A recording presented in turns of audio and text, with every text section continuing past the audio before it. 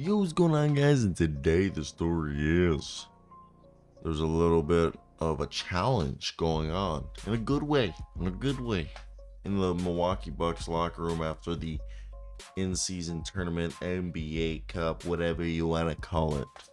So many of your thoughts down below, guys. What do you guys think of this information? Let's get right into it. So, according to Chris Haynes of Bleacher Report, Mr. Bobby Portis challenged Adrian Griffin and his teammates following the loss to the Indiana Pacers in the semifinals of the NBA Cup. Let me hear your thoughts down below in the comment section. Hit that like and subscribe for more, reports like this.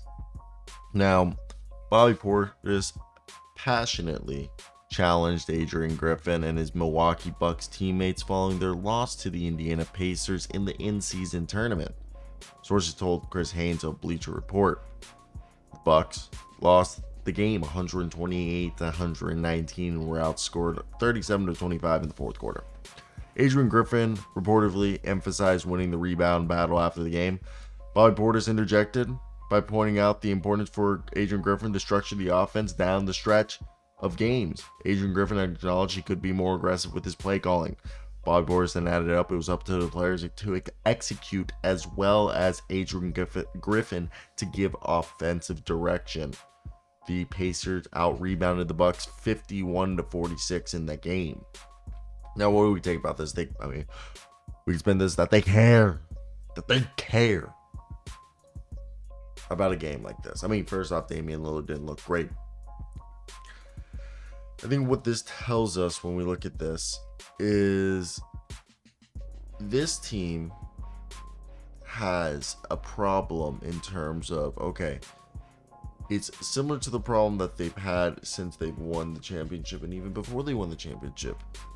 If the team lets Giannis Antetokounmpo, like the opposing team, lets Giannis Antetokounmpo go to work, have his 30-40 point game,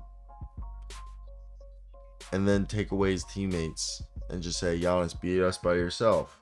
Can he do it? He won a championship basically. He had help that year, but it comes down to defense, okay? It's defense. Defense is huge. Defense wins championship. Defense is your best offense. And for the Bucks, I think there is, especially when Dame wasn't getting going. He didn't get going. He had 7 points. And yes, Brook Lopez had 18, which was great. There was 20 from Chris Middleton.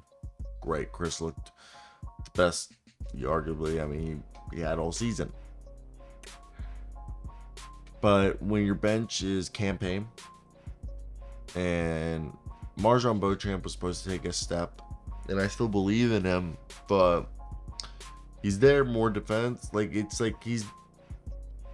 need a bit more Jay Crowder is huge for them. Malik Beasley is huge for them. Malik's a streaky guy though, so he's not going to be there every night. Jay's not a scorer, he's a defender, and he's your best defender at that. At perimeter, my apology. Best defender is probably Brook Lopez. So you sit here and you want to think, okay, Chris Middleton isn't playing a bunch of minutes, but at the same time, he's not the problem.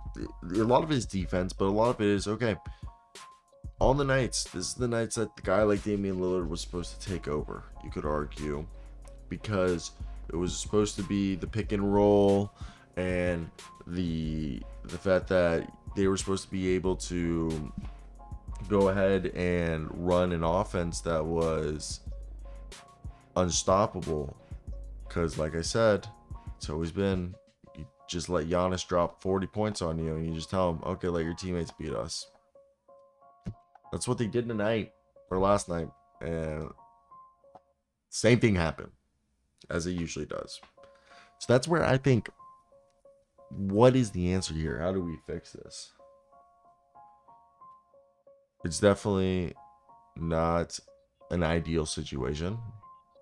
I don't think, when we look at this, it's not something that I think people were expecting from a Milwaukee Bucks team, especially that I thought that this was going to be, maybe this is a good learning experience for them to take from this and realize there are a bit more obstacles. I mean, the Miami Heat, when they put together their team, they obviously knew that it wasn't like panic time when things weren't working out.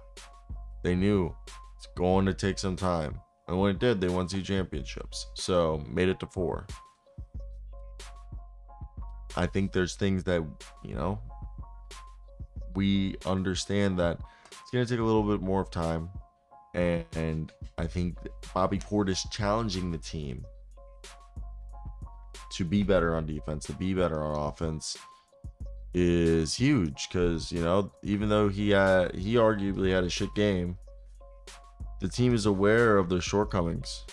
The team is trying to be accountable. Like, they're the 3rd best offense in the league, but they're the 22nd ranked defense. I've talked about this before.